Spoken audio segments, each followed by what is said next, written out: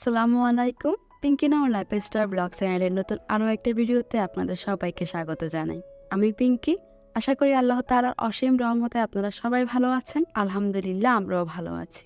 এবার বাড়িতে যাওয়ার আগে আমার বারান্দার গাছগুলোকে কোনোভাবে পানির ব্যবস্থা করেও যেতে পারিনি, সে সাথে ছায়াতেও রাখতে পারিনি।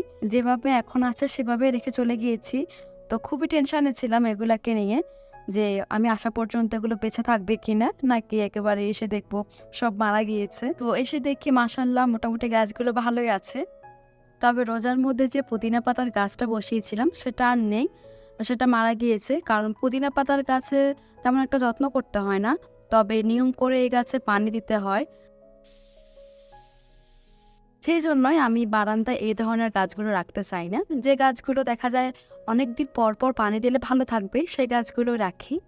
দুপুরে ভাত রান্না করার সময় যে চাল ধোয়া পানি ছিল সেগুলো গাছে দিয়ে এসেছি। এখন রান্নাবান্নাগুলো সেরে নিচ্ছি। প্রেসার কুকারে মাংসটা বসিয়ে দিয়েছি আর ডাল রান্না হচ্ছে। আর পটল ভাজি করব। তো পটলটাকে উপর দিক থেকে একটু চিকন চিকন করে কেটে দিয়েছি। ভাজার পর এটা দেখতে খুবই সুন্দর দেখায়। তো পটলটাকে ভাজার জন্য এখানে সামান্য পরিমাণে আদা বাটা, রসুন বাটা, এরপর পরিমাণ মতো হলুদের গুঁড়া, মরিচের গুঁড়া, ধনে জিরার গুঁড়া আর লবণ দিয়ে ভালো করে মেখে নিচ্ছি। পটলের পরিমাণ যেহেতু খুবই কম, তো এখানে আমি ছোট্ট একটা পাইপে নিয়ে নিয়েছি। আসলে দেখা যায় পটল ভাজা আমি পছন্দ করি, আমার মেয়ে খাবে কিনা সেটা জানি না, তো আমার ভাই পছন্দ করে না, সেজন্য খুব কম করে ভেজে নিচ্ছি।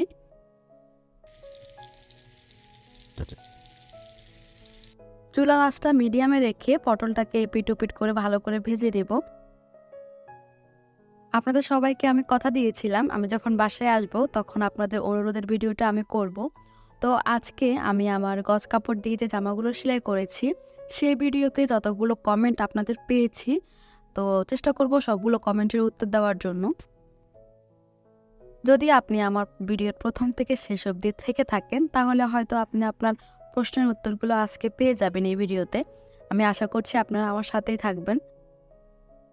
যাদের বাসায় ছোট বাচ্চা আছে তারা তো জানেনই যে সন্ধ্যার নাস্তায় বা বিকালের নাস্তায় তাদের জন্য কিছু মুখরোচক খাবার দিতে হয় তাদেরকে। তো আমার বাসায় যেহেতু আমার ছোট একটা মেয়ে আছে, তো সেই দিকটাও আমাকে খেয়াল রাখতে হয়। তবে এই গরমে ইচ্ছে করে না বারবার রান্নাঘরে আসতে। এখন রান্না শেষে ভাবছি একটা পুডিং বানিয়ে রাখি, বিকেলের নাস্তায় খাওয়া যাবে। এই গরম শুরু হওয়ার পর থেকে দুধ খাওয়া নিয়ে এত বেশি জ্বালাতন করছে, সকালেও খেতে চায় না, রাতেও খেতে চায় না। তো আর কি করা, একটা পুডিং বানানো থাকলে দেখা যায় দুধটাও খাওয়া হয়ে যায়, আর বিকেলের জন্য যে নাস্তা বানাবো সে কাজটাও হয়ে যায়। তো এইদিকে যে পটল ভাজাগুলো দিয়েছিলাম সেগুলো হয়ে গিয়েছে, এখন নামিয়ে নিচ্ছি। পটল ভাজার ওই একই প্যানে কিছুটা পরিমাণ পেঁয়াজ কুচি দিয়ে দিচ্ছি, 2-3টি কাঁচামরিচ দিয়ে ভালো করে ভেজে নিয়েছি। এবার আগে থেকে যে পটল ভাজার জন্য মশলা মেখেছিলাম সেখানে কিছুটা মশলা রয়ে গিয়েছে, সেগুলো দিয়ে ভালো করে পেঁয়াজের সাথে ভেজে নিয়ে পটলগুলো দিয়ে দিচ্ছি। আসলে পটল ভাজাটা অনেকে অনেক রকমভাবে করে, আমার কাছে এভাবে করে খেতেও ভালো লাগে, তো আজ এভাবে করে নিচ্ছি। এদিকে দুধটাকে জাল করে একটু ঘন করে নিব, তো এর জন্য চুলায় বসিয়ে দিয়েছি। দুধের মধ্যে যেহেতু আমি আগে থেকে চিনি আর মিল্ক পাউডারটা দিয়ে দিয়েছিলাম, তো এখানে শুধু ডিমটাকে ভালো করে ফেটিয়ে নিলেই চলবে। তো যে পাত্রে পুডিংটা বসাবো আর সেখানে ক্যারামেল সেট করে নিয়েছি। আমার অনেক ইচ্ছে ছিল ক্যারামেলটা যখন তৈরি করছিলাম তখন সেটা আপনাদের সাথেও শেয়ার করব, তো হঠাৎ মোবাইলের চার্জ শেষ হয়ে যাওয়ার কারণে আর ভিডিওটা করতে পারিনি। তবে আমি বলে দিব কিভাবে করেছিলাম। এভাবে করে ক্যারামেল আমি প্রথমেই তৈরি করেছি। সবসময় তো দেখি ক্যারামেলের কালার একরকমই থাকে, আমি চাচ্ছিলাম যে ক্যারামেলের কালারটা অন্যরকম করে করতে, এই আর কি। তো পুডিংটা হতে থাকুক, এর ফাঁকে আমি আপনাদের কমেন্টের উত্তরগুলো দিয়ে দিই জামাগুলো দেখাতে দেখাতে। প্রতিটি জামার জন্যই আমি কিন্তু কমেন্ট পেয়েছিলাম আপনাদের, তো সেই জন্যই প্রত্যেকটা জামা দেখিয়ে দেখিয়ে কমেন্টের উত্তরগুলো দিয়ে দিব। প্রথমত এই জামাটা নিয়ে কমেন্ট ছিল, এটা কত দিয়ে কিনেছি, এটা হচ্ছে আমি 1200 টাকা করে কিনেছি। আর আরেকটা কমেন্ট ছিল, এই জামাটা আমি কোথা থেকে কিনেছি, এটা চাঁদনি চক নিউ মার্কেট থেকে কিনেছি। আর এর হাতার লেসগুলো কত দিয়ে কিনেছি। এর দুই হাতার জন্য যেটুকু লেস লেগেছে মোট আমার 50 টাকার লেস লেগেছে এখানে। মোটামুটি এই জামাটা নিয়ে এই ধরনের কমেন্টই বেশি ছিল, তো আশা করছি এই কমেন্টগুলোর উত্তর পেয়ে গিয়েছেন। আর এই টু পিসটা নিয়েও প্রশ্ন ছিল যে আমি এটা কোথা থেকে নিয়েছি। এটা আমি আদ্দিচক নিউ মার্কেট থেকে নিয়েছি। এটার দাম পড়েছিল 700 টাকা করে। আর এটা সালোয়ারটা নিয়েছি নবরূপা থেকে ডিসকাউন্ট প্রাইসে 450 টাকা দিয়ে। সেই সাথে এই জামাটার লেসটা আমি কোথা থেকে কিনেছি আর লেস দাম কত পড়েছে। আমি যেহেতু ঢাকাতে থাকি, তো আমার বাসার কাছাকাছি একটা মার্কেট আছে, ওখান থেকে সবগুলো জামার লেস কিনে নিয়েছি। এই জামার লেসগুলোর গজ পড়েছে 70 টাকা করে। এটা যেহেতু এলাকার একটা দোকান, তো এখান থেকে একটু দাম বেশি পড়বে। আমি যদি নিউ মার্কেট থেকে নিতাম তাহলে দামটা হয়তো আর একটু কম পড়তো, আর আরও সুন্দর সুন্দর লেস কিনতে পারতাম। তবে যেদিন আমরা কাপড় কিনতে গিয়েছিলাম সেদিন লেস কেনার কোনো সাহস করিনি। নিউ মার্কেট গেলে দেখা যায় একটা কিনতে গেলে আরেকটা কিনা হয়, তো এমন করতে করতে অনেকটা সময় পার হয়ে যায়। আমাদের বাসা থেকে যেহেতু নিউ মার্কেটটা একটু দূরে আছে, তো তাড়াতাড়ি করে চলে আসতে হয়েছে, মেয়েকে বাসায় রেখে গিয়েছিলাম। এখন যে জামাটা দেখাচ্ছি এটা নিয়ে অনেক কমেন্ট পেয়েছি। এটা নিয়ে সবচেয়ে বেশি কমেন্ট পেয়েছি এই গজ কাপড়টা কত দিয়ে নিয়েছি, সেই সাথে আমার কতটুকু কাপড় লেগেছে, কোথায় থেকে এটা কিনেছি, আর লেসগুলোর দাম কত করে, এই জামার সাথে সালোয়ার ওড়না কি নিয়েছি। এই জামার উপরের পাটের জন্য আমার 1.5 গজ কাপড় লেগেছে, নিচের পাটের জন্য 2.5 গজ কাপড় কিনেছি আমি।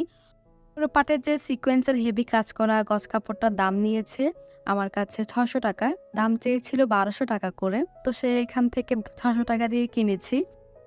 আর নিচের যে অংশের কাপড়টা দেখছেন ওটা নিয়েছি 300 টাকা করে।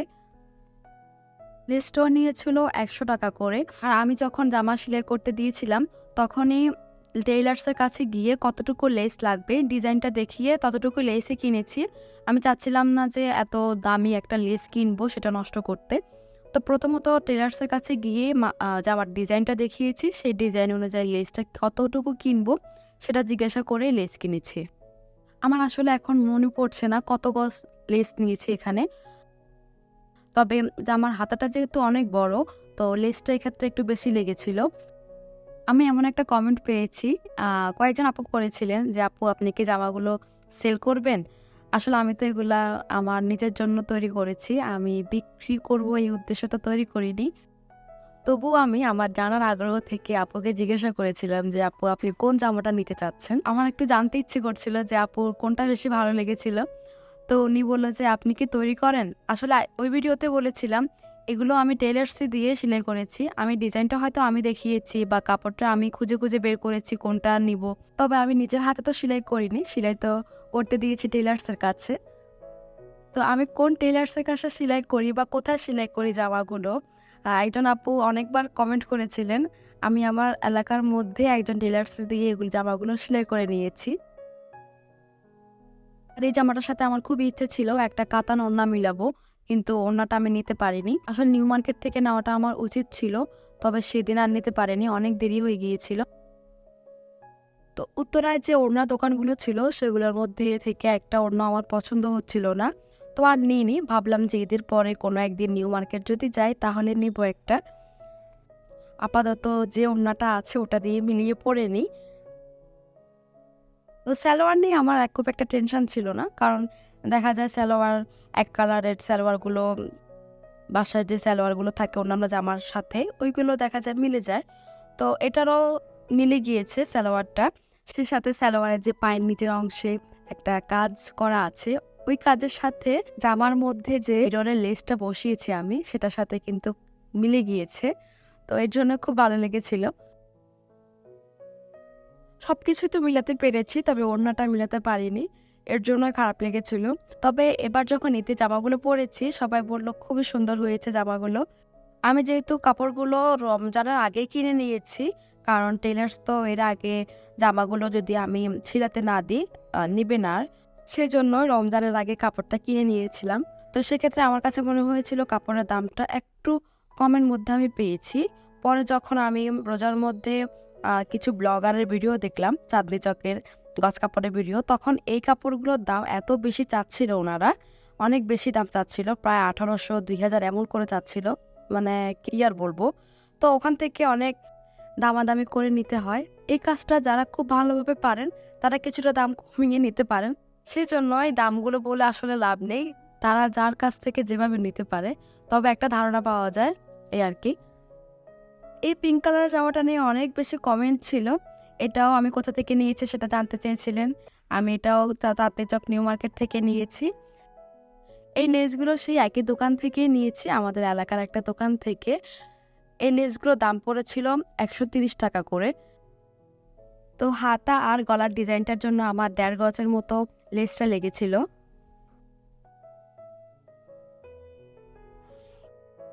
এই জামাটার ছবি বা ভিডিও থেকেও সরাসরি খুবই সুন্দর। এই কাজটা কিন্তু সরাসরি বোঝা যায়, ছবির মধ্যে তেমন একটা বোঝা যায় না।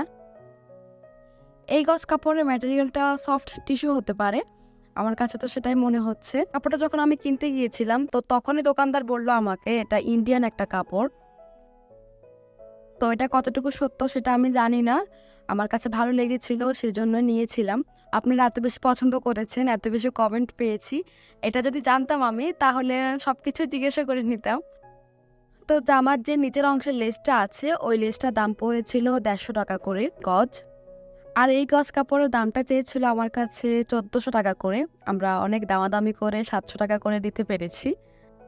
আর এই ওড়নাটা নিয়ে অনেক কমেন্ট পেয়েছি, এটা আমি 1000 টাকা করে রেডিমেড কিনে নিয়েছি। তো আমি আশা করছি আপনারা আপনাদের সবগুলো কমেন্টের উত্তর পেয়ে গিয়েছেন। আর যদি কোনো কিছু জানার থাকে তো আমাকে কমেন্ট করে জানাতে পারেন। এদিকে আমার পুডিংটা কিন্তু হয়ে গিয়েছে, আমরা সন্ধ্যার নাস্তা করে নিচ্ছি। তবে পুডিংটা বানাতে গিয়ে এবার খুবই নাজেহাল অবস্থা। তো কি হয়েছিল আপনাদের সাথে একটুখানি শেয়ার করি। আমি আজ যে পাত্রে পুডিংটা বানিয়েছি সেটা কিন্তু কাজ নতুন বানিয়েছি, আগে কখনো এটাতে বানাইনি। আমি তো সব কিছু দিয়ে চুলা বসিয়ে চলে গিয়েছিলাম, হঠাৎ এসে দেখি নিয়ে সবগুলো মিশ্রণ পানির সাথে মিশে যাচ্ছে। তো আমি হঠাৎ দেখে কিরে কি হলো, এটা সব তো ঠিকঠাক ছিল। পরে উঠিয়ে দেখছি পুডিংয়ের পাত্রটা যেহেতু স্কোয়ার শেপের, তো চার কোণা থেকে এই মিশ্রণটা পড়ে যাচ্ছে। তো তাড়াতাড়ি করে নিচের সাইডটাতে ফয়েল পেপার দিয়ে মুড়িয়ে আবার বসিয়ে দিয়েছিলাম, সেই জন্য অনেকটা পাতলা হয়ে গিয়েছে পুডিংটা, আর আমার মন মতো হয়নি, খুবই খারাপ লাগছিল। তবে আমি যে কালারটা চেয়েছিলাম সেটাই হয়েছে। আমি যখন ক্যারামেল তৈরি করেছিলাম ক্যারামেলের মধ্যে একটুখানি রেড ফুড কালার দিয়েছিলাম, তো সেই জন্য পুডিংয়ের ক্যারামেলের কালারটা রেড কালার এসেছে। কালারও ঠিক এসেছে, তারপর স্বাদটাও ঠিক ছিল, তবে পুডিংয়ের অনেকখানি মিশ্রণ নষ্ট হয়ে গিয়েছে। তো কি আর করা, যা হবার হয়েছে। নাস্তা শেষ করে রাজিফার বাবা যে বাজারগুলো নিয়ে এসেছিল সেগুলো আস্তে আস্তে করে গুছিয়ে নিচ্ছি। তো আপনাদের কাছে একটা অনুরোধ থাকলো, আপনি যদি আমার ভিডিও দেখতে দেখতে এই পর্যায়ে চলে আসেন তো আমার একটাই অনুরোধ থাকলো, প্লিজ একটা লাইক দিতে কিন্তু ভুলবেন না। আর আপনি যদি আমার চ্যানেলের আজ নতুন হয়ে থাকেন, আপনি যদি এই ধরনের ভিডিওগুলো দেখতে পছন্দ করে থাকেন, তাহলে চাইলে আপনি আমার চ্যানেলটিকে সাবস্ক্রাইব করে নিতে পারেন। আর যারা সাবস্ক্রাইব করে নিয়েছেন তাদেরকে অসংখ্য ধন্যবাদ। ভিডিওর মধ্যে কোথাও কোনো অংশে যদি ভুল হয়ে থাকে তো প্লিজ ক্ষমা সুন্দর দৃষ্টিতে দেখবেন। দেখতে দেখতে ভিডিওর একদম শেষ পর্যায়ে চলে এসেছি। তো আজ এ পর্যন্ত, সবাই সুস্থ থাকবেন, ভালো থাকবেন, আল্লাহ হাফেজ।